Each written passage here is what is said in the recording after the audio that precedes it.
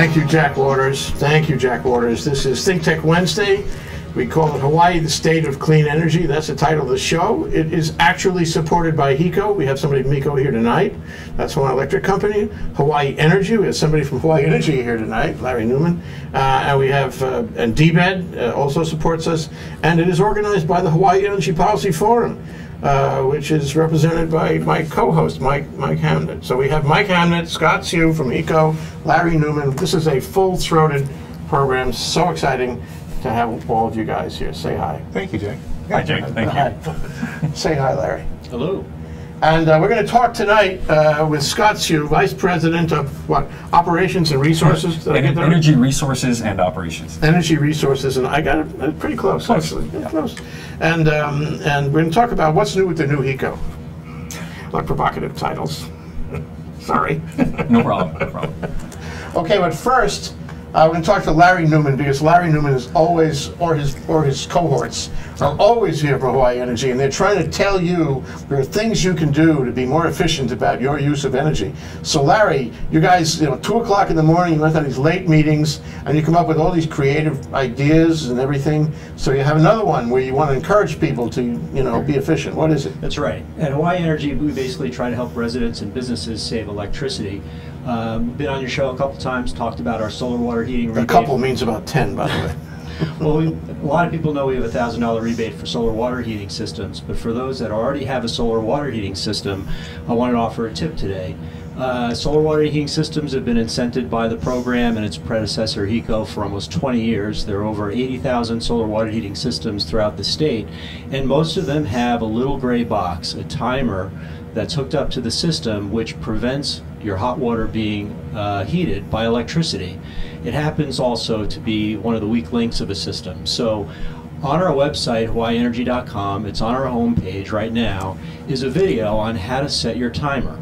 The best thing for people to do is literally shut your timer off. There's a lever on the outside that says on or off. If you shut it off, if you have hot water, you can rest assured your hot water will never be heated by electricity again.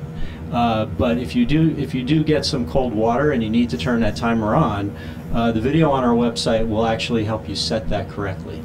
If it's not set correctly, it may be heating water all night. When the sun shines, you're already going to have plenty of hot water and the sun's not going to do you any good. So we've done some research, and timers can save you about $30 to $60 a year at a minimum. So I encourage your listeners to check out our website, hawaiienergy.com, and watch our video, how to set your timer. I have a dream. I have a dream that all of this can be made totally automatic.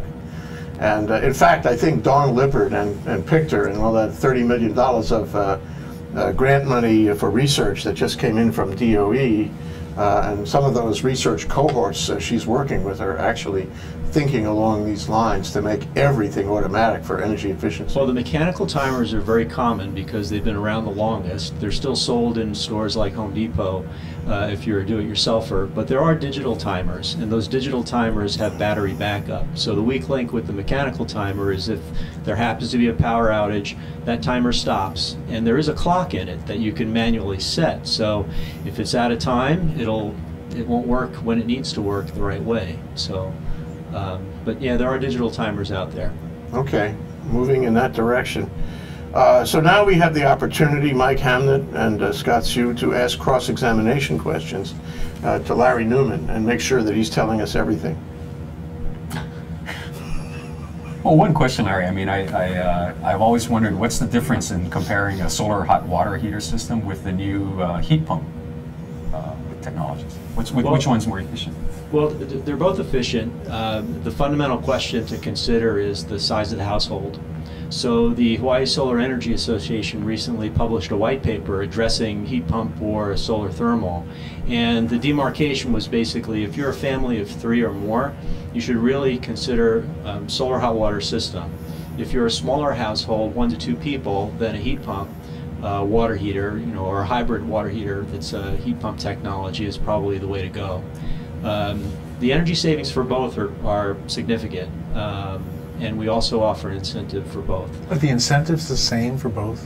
No, they're not. The incentive for a heat pump water heater is $200. When they first came onto the market, which was not that long ago, just a few years, they started at around $1,800. They've since come down almost by half, depending on the model and the manufacturer. But the solar thermal is the $1,000 rebate. System cost is typically $6,000, but it's also has the other incentives, the tax credits. Thanks. Sure. Thank you, Larry. You're welcome. Great to have you here. You can trundle back to Hawaii Energy if you like, or you could sit in our gallery and ask more questions of us. All right. Your Thanks. call, okay? All right, let's move on to our main guest, and that is Scott Seu, the Vice President of Resources and Operations. I'm closer now. Getting closer. And it's a very important job. It's a critical job in Hawaiian Electric, and we are so happy to have you here. Thank you for coming down. You're welcome. So tell us what you do there.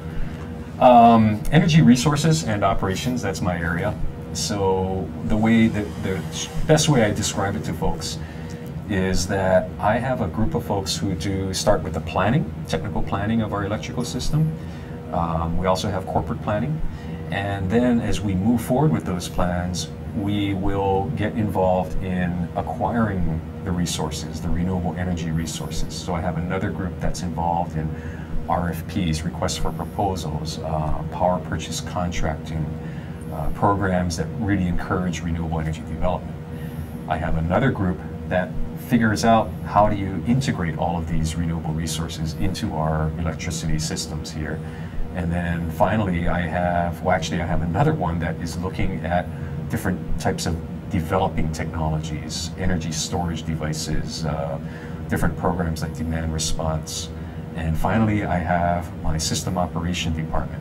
And these are the folks who are working 24/7 running the Oahu electric system.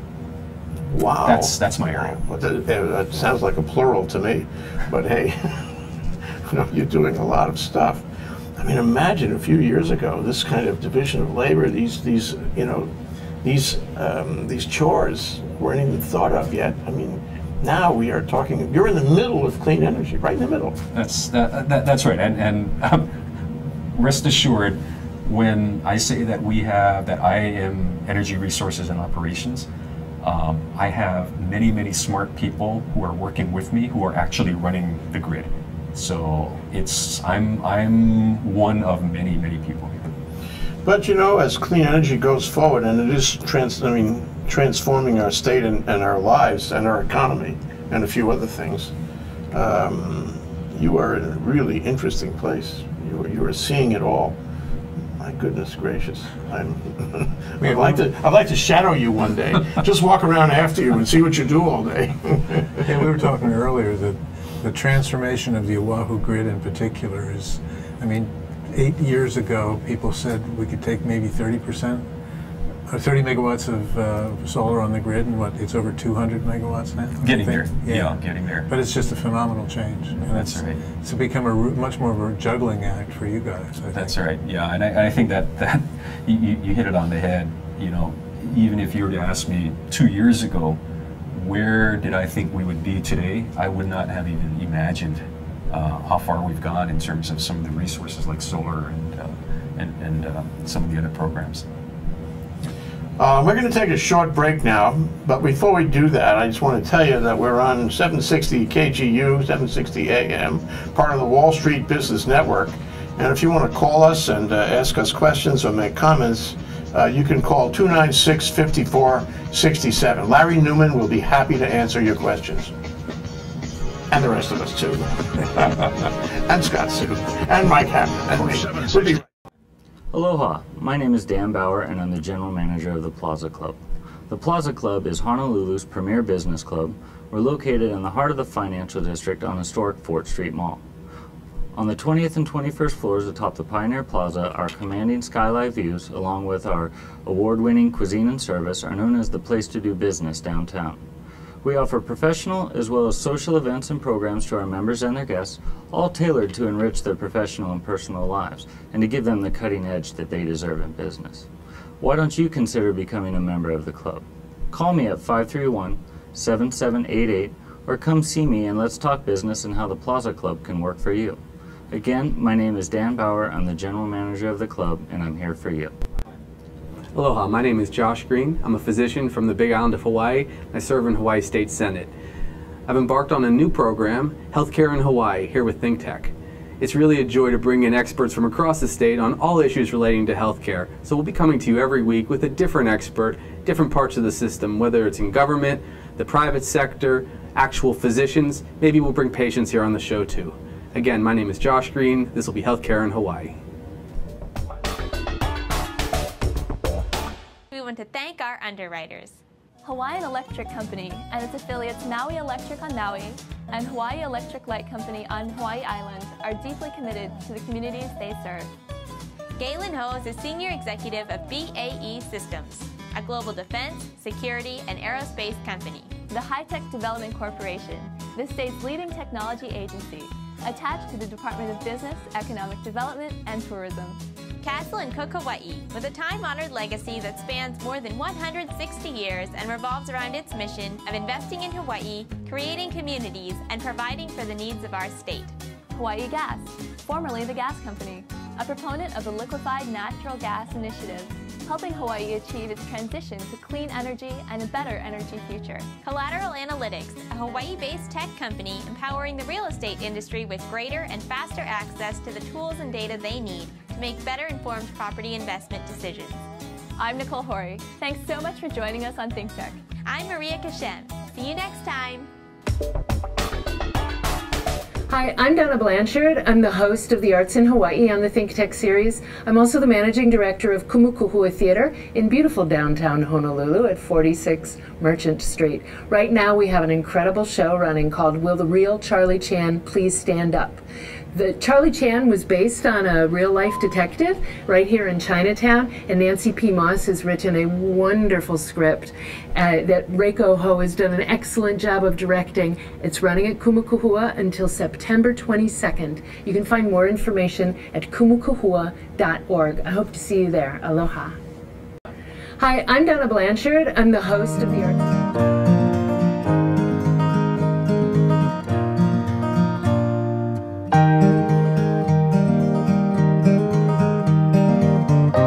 Back, we're live, we're ThinkTech on Wednesday. The name of our show is Hawaii, the State of Clean Energy. And we're asking tonight what's new at the new HECO, Hawaiian Electric Company, and our principal guest is Scott Seu, Vice President of Resources and Operations. I think I'm missing one word in there. Energy. Energy Resources and Operations, okay. And he's a very nice guy. We are so happy to have him here. It's very important that we talk to him on a regular basis and keep current. And Mike Hamnet, my co-host, who is I wouldn't say substituting, but he's sitting in Sharon Moriwaki's seat, who's in Boston or something. Yeah. Anyway, so just to continue the discussion, you know, how's HECO doing these days? I mean, you're in the center of that too, and you know, Robbie Yon left recently. What's it like these days, and to the extent you can talk about it? Well, you know, I think. You know, Robbie had some very, very big shoes at the company, and so without a doubt, we miss him. But one of the things that Robbie made really clear when he decided to step down was that he definitely wanted to leave it so that Hawaiian Electric, folks like myself, some of my colleagues at the company, that we would definitely be able to just step right in there, pick up the torch, and keep going. So I think that's really where we are today, is between myself, Colton Ching, Ron Cox. You folks have heard some of the names here, but it's really not just us. It's the entire team that we are moving the ball forward. You know, you asked the question, how is it like? It's challenging. It's complicated. At the same time, like you said earlier, we are at probably the midst of probably the most exciting time for Hawaii's energy future. And we are at the center, and challenging but exciting times as well. Yeah, no kidding. And I mean, it's exciting to watch you. It really is. Don't you think, Mike? Yeah, it's exhausting to watch. It's exhausting to watch you. Yeah, it's exhausting to be me. Thank you. Yes, we can appreciate that. The thing is, it's always changing, it's always moving, and the one thing I don't think that we fully understood this a few years ago when the Clean Energy Initiative was born. But it's hard to get a line on exactly where it's going to go because the elements of it are always changing. I mean, for example, tomorrow at the Plaza Club, we're doing our monthly ThinkTech Venture Capital Association meeting about solar in Hawaii. And Scott, you're going to be part of that. We really appreciate that. But what strikes us about it is that solar's position in the pie is different. One might not have anticipated exactly what's happened with solar. I don't think anybody did in terms of the amount of solar that actually has come online and how that's challenged HECO to be able to cope with it. I mean, we talk about intermittent energy or unfirm power, but it's just made it very challenging. Yeah, I think it certainly has. We at one time, if you recall, right, there was a debate going on of whether or not our electric circuits could take more solar, going beyond 15% of our peak amount of load on that circuit. We are so far past that point today. Nobody even really talks about that as a benchmark anymore. Right.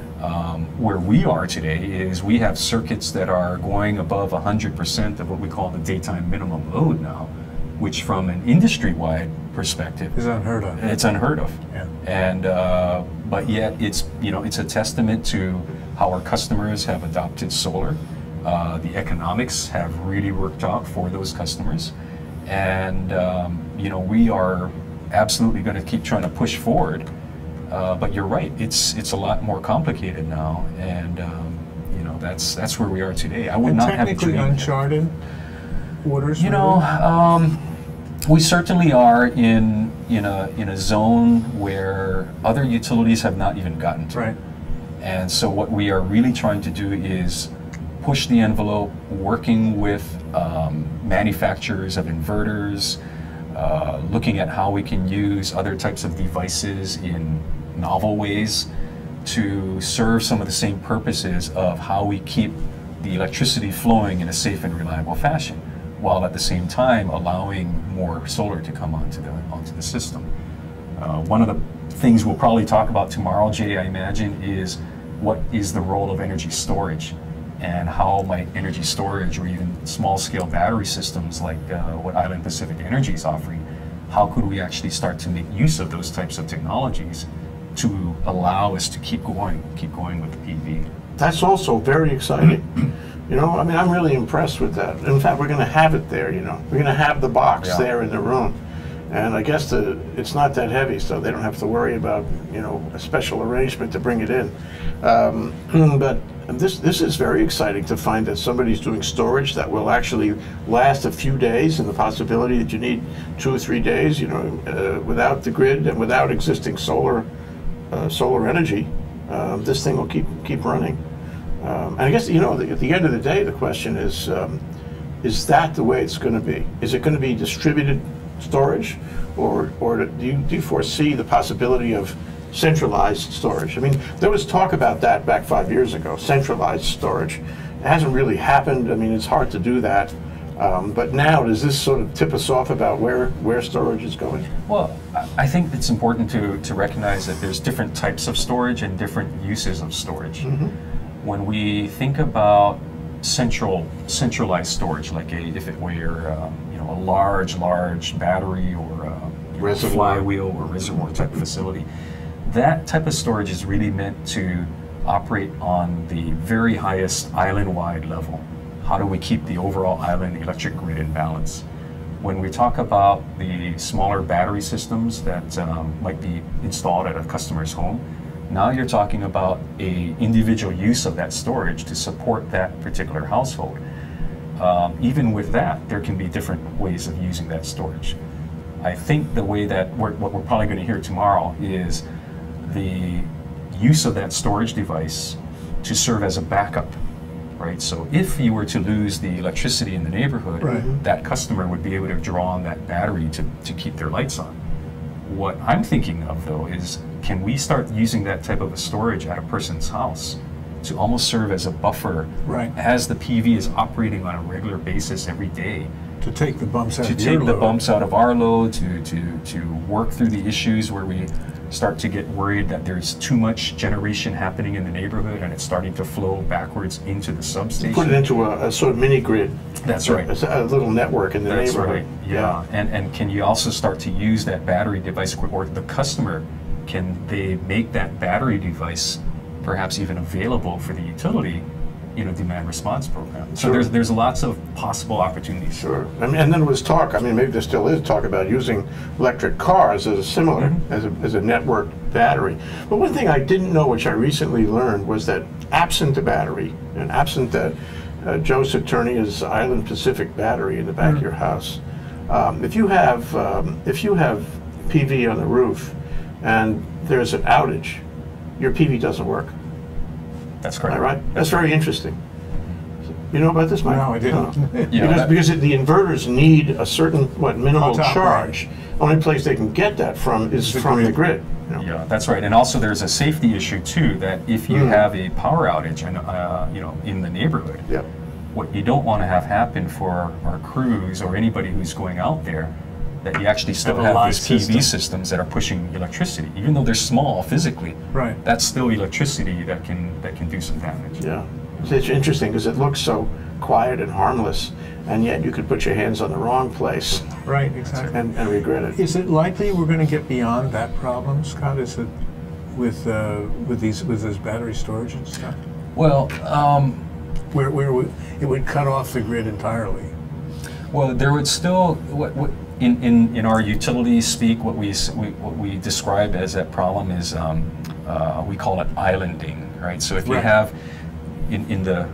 here's the analogy I explained to folks is you have your sea of darkness, but yet here's your generator that's still there making electricity, and that's your little island of generation happening. Like I said, from a safety perspective, you don't really want to have that happen, or at least you want to have it, you want to know about it, right? So what you want to have happen is you want to be sure that there's basically an electrical break from that household, that it may still be operating off of battery power at that point. And as long as that's happening and it's a clean electrical break from the rest of the system, you're okay. Yeah, so I think that's how these battery systems are going to be set up, and I'm pretty sure that that's how Joe's Yeah. Well, you know, but this all suggests to me, to go further on your question, Mike, is that we have a when you have transformations, they happen in all kinds of directions. Some of which you don't have any control over. Right. Many of which, you know.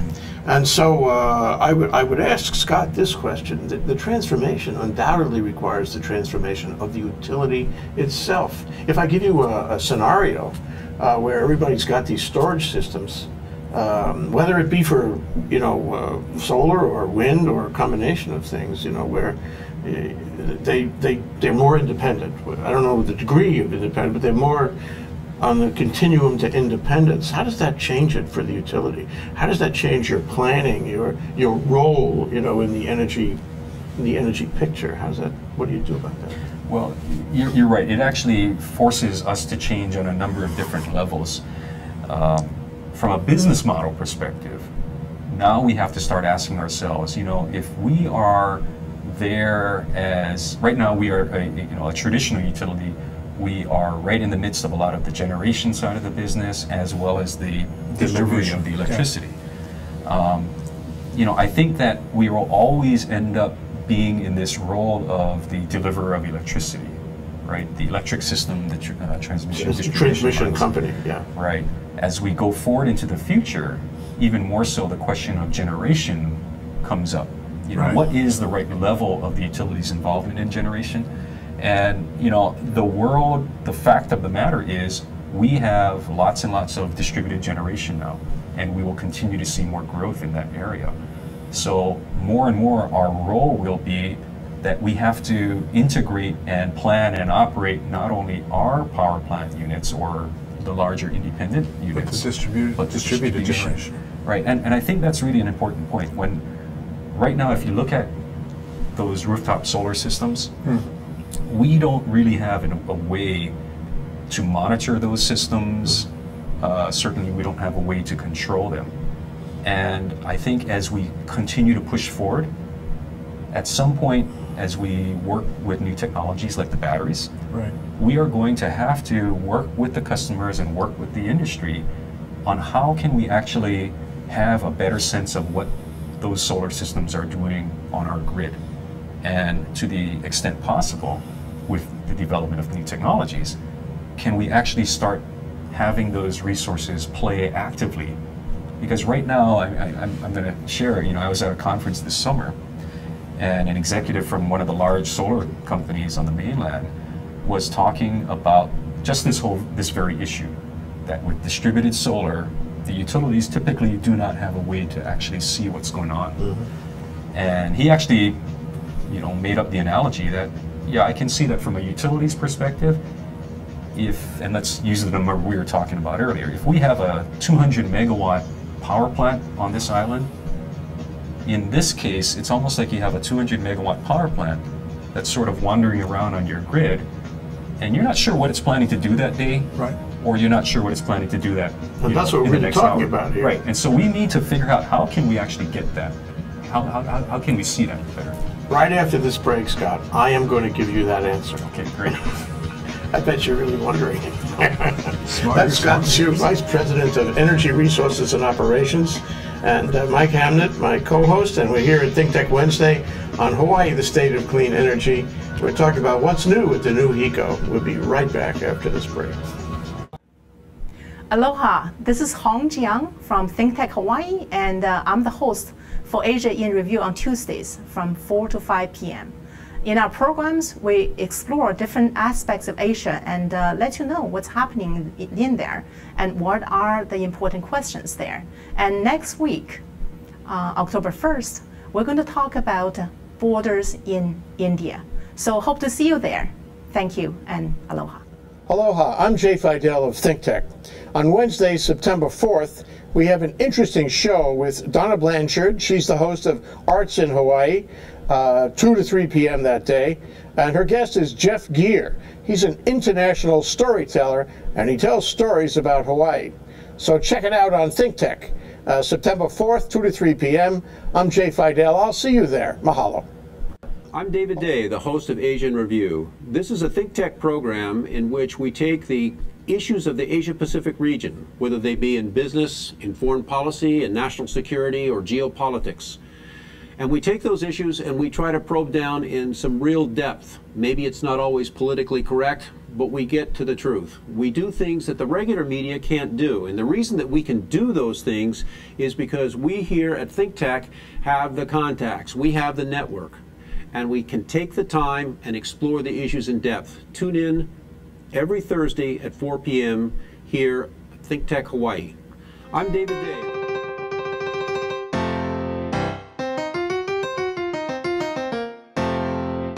I'm Bill Spencer, President of the Hawaii Venture Capital Association.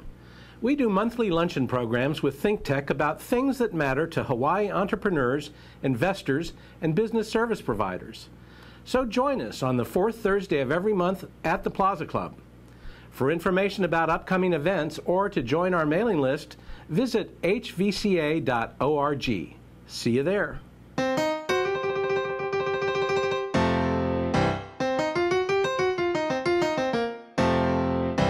Hi, thank you for tuning in. My name is Attila Saras, and I'm the host for ThinkTech Fridays. Join us online 24/7, 365 days a year at thinktechhawaii.com. We're talking about things that matter to Hawaii and around the world. My name again is Attila Saras, and I'm the host for ThinkTech Fridays. Mahalo.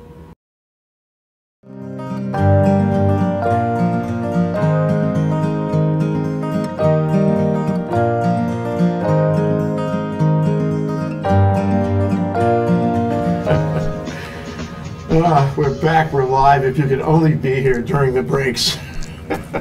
We have so much fun.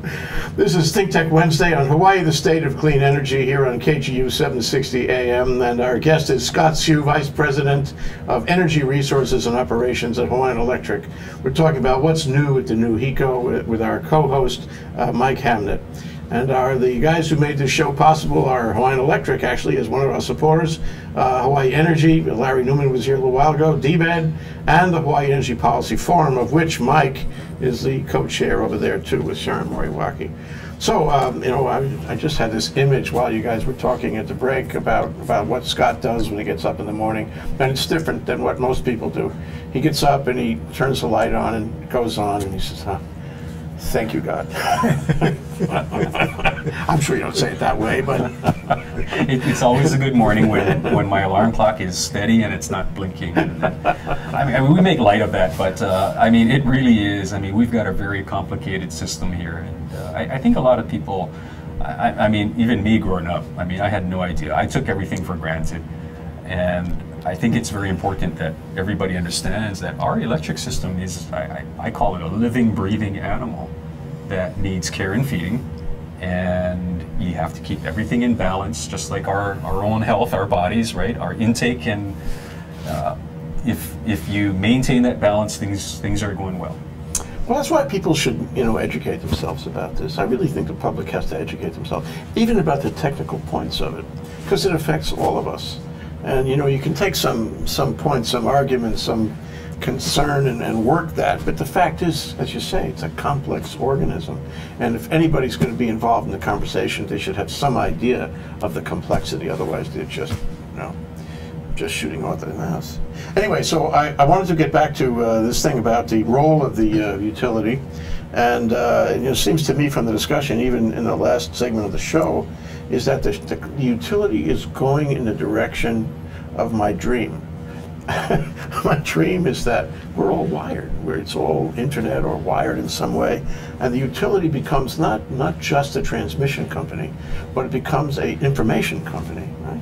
And we know what's going on out there, and because we're a smart grid company is what we are.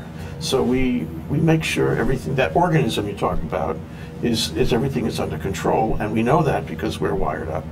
So how close are we to that? You know, we've heard a lot of discussion for the last 5 years about that. We've heard Hitachi was active in Maui, you know, and so forth. We've heard that Dawn Lippert and Pictor is actually working on technologies that would make the grid smarter. But is it actually going? Is it happening? And if it isn't, when will it happen? Simple answer, in my opinion, is it is happening. And the reason I think it's happening is because you see many technology developments happening. You mentioned Don's efforts, but I think also from our perspective at the utility company, we are making some pretty hard commitments that we are going to implement smart grid. We are going to implement smart meters, advanced meter infrastructure across our islands by our target is by 2018. Now we have a lot to do before we get there. We have to prove our case to the Public Utilities Commission that this is a plan that works for our customers and that the benefits of our smart grid plan actually will play out. So we still have a lot of work to do in terms of working through the technology, working through what those benefits and costs will be. But ultimately, I agree with you, Jay, what we have to get to is a grid that is more responsive, that is able to provide information to our customers as well as information coming back to us so that we can be more responsive, so that we can help people make better use of energy efficiency programs or demand response programs, so that we can actually get a better sense of what's happening out there on the grid at any Because moment. if you don't know, particularly with so much solar over which you have no control, then your ability to manage the grid kind of degenerates. That's right. That's So right. you can do the guesswork. Yeah. You know, and with information, you can do a lot better than that. That's right. Yeah, and I think that having that smart grid really will take away a lot of the guessing and a lot of the anxiety. Yeah.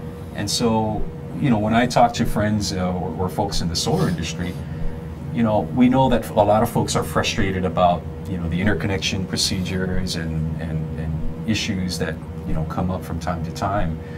If we can get through that, if we can get a better sense of how we can make best use of those resources, you take all that off the table, right? So I think having that, it's important. The smart grid is a critical element to helping us get through a lot of those questions on different types of resources. And part of the sales pitch too is if the customers can get more information about their energy use and how they can make it Yes, that's more true. efficient. It's what helps efficiency as well. Yeah, That's right. Yeah, a few months ago I was speaking with Mike Nimani at KIUC, and of course KIUC put smart meters in their customers' homes. And one of the first things that Mike did, he said when he got his own smart meter, was he wanted to see what that little glowing orb was, and it's an indicator of how you're doing in terms of your energy usage at that moment. And by and large, the customers really start to think of the smart grid from how is it helping me manage my own electric bill and my own use. And well, it's great that it's going to provide more reliability and more benefits to the utility. By and large, the customers have to see the benefit. Right. But from the community, I mean, there are some of us who believe in the community, right? Yes, And yes. if you're standing from the community point of view, it's clear we have to do this for the benefit of the community. And Hawaiian Electric is, standing from that point of view. You have to look at the community. It seems to me that, we're talking about batteries. We talked before about big, community batteries versus little batteries and all this. It seems to me that the direction of that is probably going to be on the smaller side rather than the larger side. But when you're talking about smart grid and all the electronics and the internet connections and all that, it must be the utility. There's nobody else who can do it. Somebody is, the person at the center is the one who's got to do that. And so I think that's clearly your direction, and it's how you become what you are going to become, right? If you look at your role, that's an essential part of your role. I think you make a really good point. No matter what, I think we have to be at the center, and further to your comment, we are at the center of the community. We have the relationships with all of our customers, whether they're residential or commercial. We have the relationships with the independent power producers. We are the ones that actually have to make sure that those lights are not blinking when folks wake up. And so what we have is the duty, I think, it's really a duty that at any given moment of the day, we are being held responsible to serve almost everybody who's on this island. And it doesn't matter if they are actually one of our formal customers with an account with us. Anybody who's staying in a hotel room, they're relying on the power to be on. Sure. Anyone who's on this island, actually, we are serving them at this moment. So it's a duty that I think we take very seriously. And when it comes to the operating the grid and moving forward with the smart grid, I think you're exactly right. We have to be at the center to try and maintain the reliability, move forward on the clean energy, try and support as many different objectives as we can. And I think it's very important that we keep an eye on what's the greater good, what's the benefit for the broader community. Yeah, well, I mean, it's Hawaii's electric company, you know what I mean? But it strikes me that there are a lot of people out there who are, making for the door. They want independence. They don't want to talk to the utility anymore.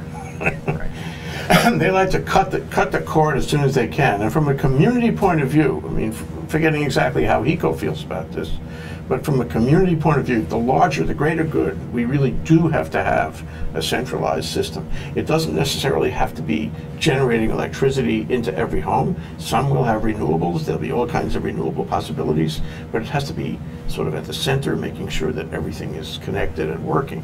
And with the smart, am I remaking my own point? The smart grid is really the key to all of this. One of the challenges with people cutting the cord is how are you going to pay to maintain the systems? That's what a part of the challenge, because with people going off the grid, then the burden of maintenance of the distribution system and other things is going to fall on fewer people. And but that becomes unfair. Yeah, exactly. Yeah, I mean, arguably, if you have completely separated yourself from the grid and you are absolutely, off on your own, off-grid, so to speak, then you would say, well, why do I have to keep making any contributions towards the system? And I think that's a fair argument. what we have to work through actually is the current situation where we do have the cost of this system, and to the extent that this system is able to continue to provide service to any of our customers, we have to make sure that we are asking people to pay their fair share to contribute to that. I mean, we have to. So I agree. As people get frustrated with the cost of electricity, it's entirely possible that more people will consider, you know, what are my other options? What are my other alternatives? Our obligation, our desire is to make sure that we are actually seen as an attractive option for our customers. And how are we going to do that? We have to figure out how do we drive the cost of the bill down. We have to figure out how do we maintain an electric system that's reliable and affordable as we move towards this smart grid.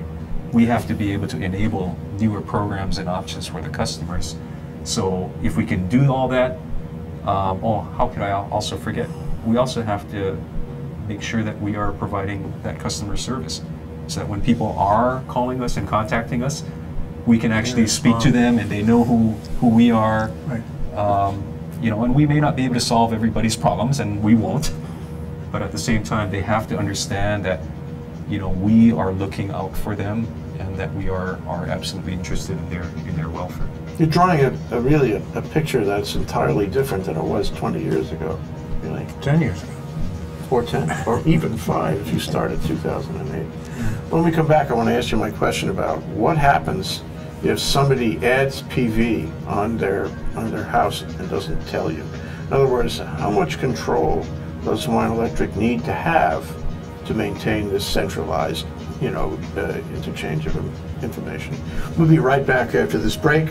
This is ThinkTech Wednesday, Hawaii, the State of Clean Energy, with Scott Seu, Vice President of Energy Resources and Operations. Talk about what's new at the new HECO with my co-host, Mike Hamnet, who makes me feel good.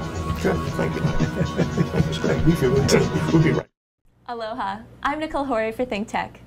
For nearly half a century, the Hawaii Foreign Trade Zone No. 9 has brought the benefits of the Foreign Trade Zone program to Hawaii businesses and entrepreneurs.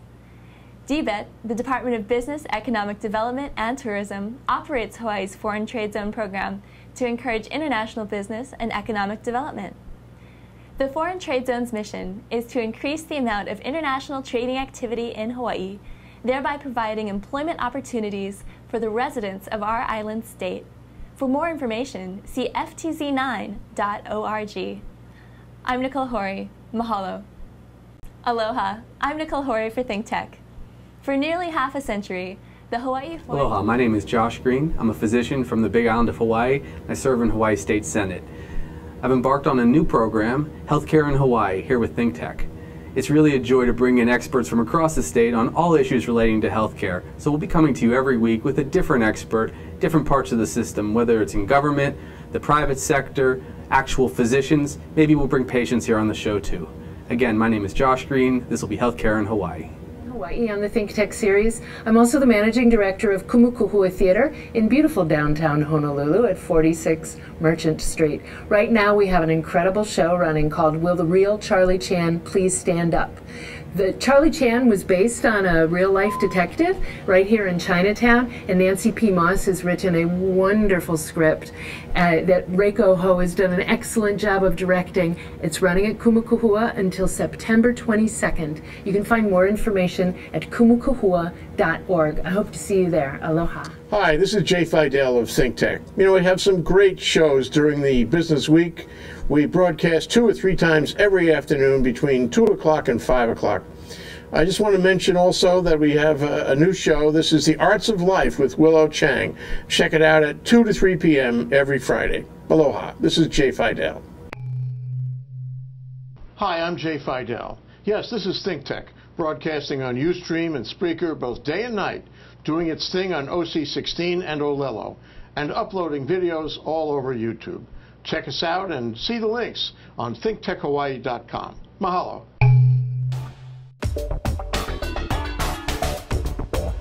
We want to thank our underwriters.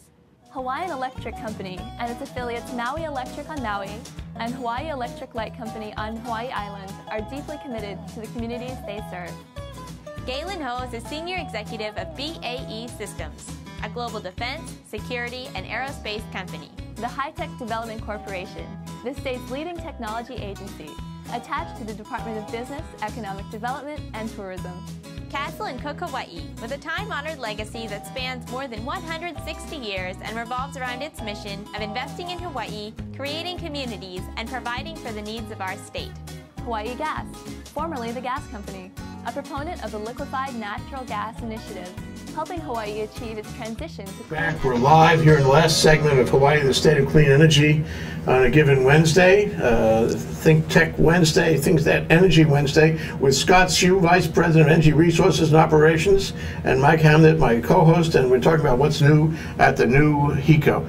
So let me ask you, what happens in this, interconnected world, which is not yet fully interconnected, if somebody puts PV on their house and doesn't tell you, and you have all these concerns about oversupply and taking too much for the grid, but he's on there and he just added 27 panels and you didn't know, what happens?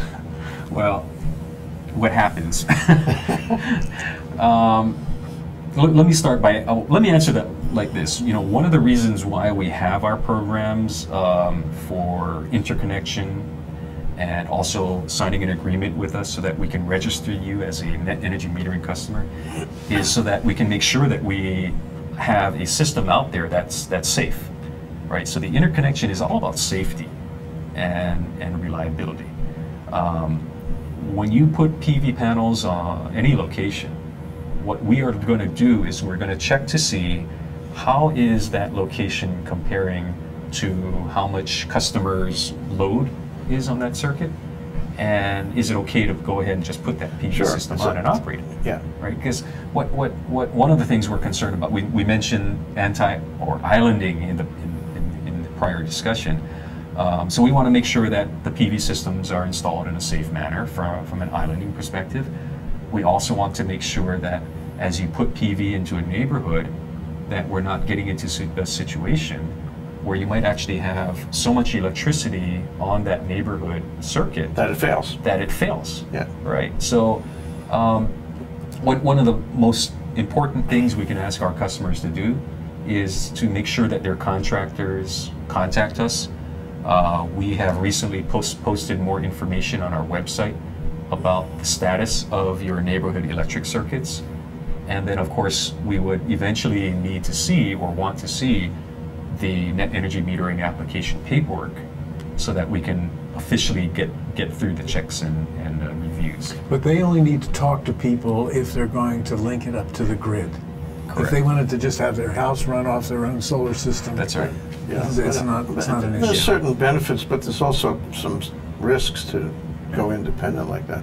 But I guess I'm getting at is that ultimately this is a matter of communication, and the utility must be in contact for all of our benefit. The utility must be in contact is part of the smart grid thing. You have to know what's going on, and then they benefit, customers benefit, and you benefit, and so we have a system which talks to each other, and that's only rationality in our time. I mean, to me, inherent in the transformation is more communication, electronic community, the internet.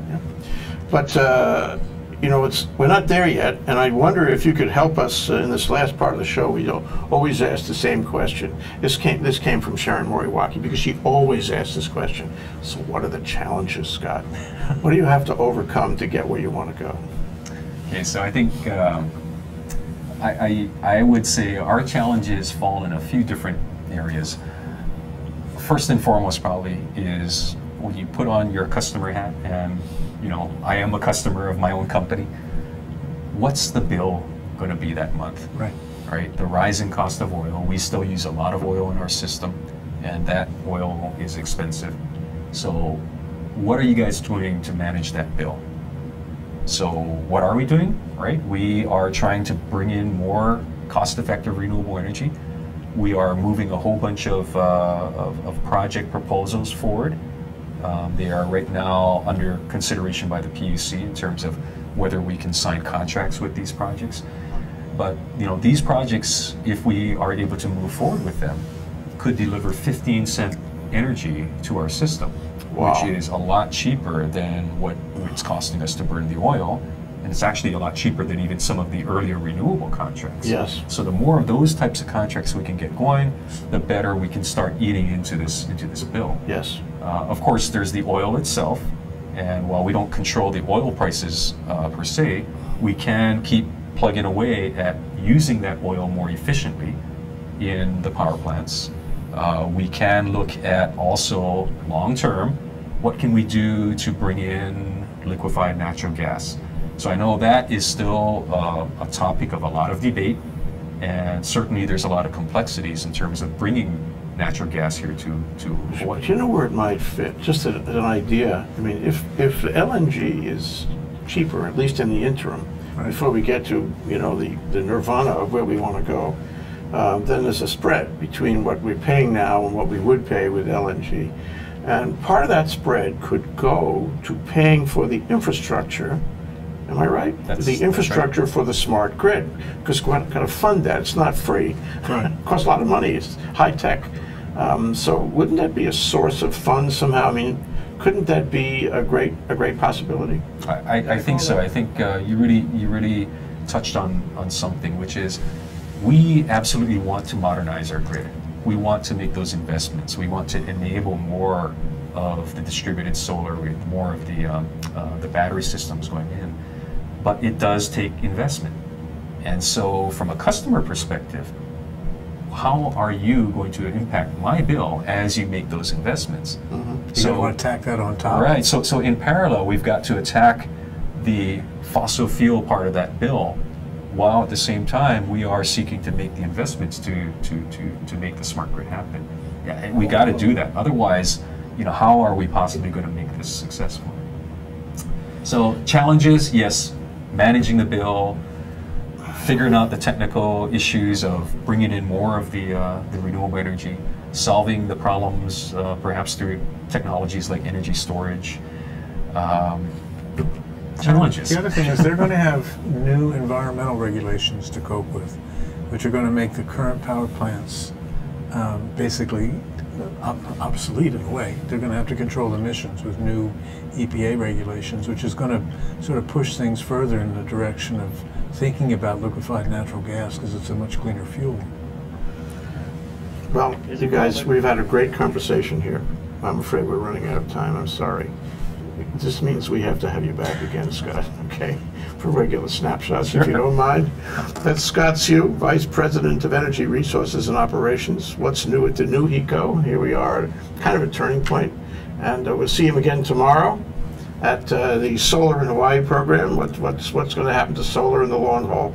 And thank you, Mike Hamnet, for coming down. Jay, thanks for having me. Aloha, you guys. Hawaii, the state of clean energy. It's been great to have this discussion. More to come. So important. Scott, Thanks. Thank you, Jay. Soon.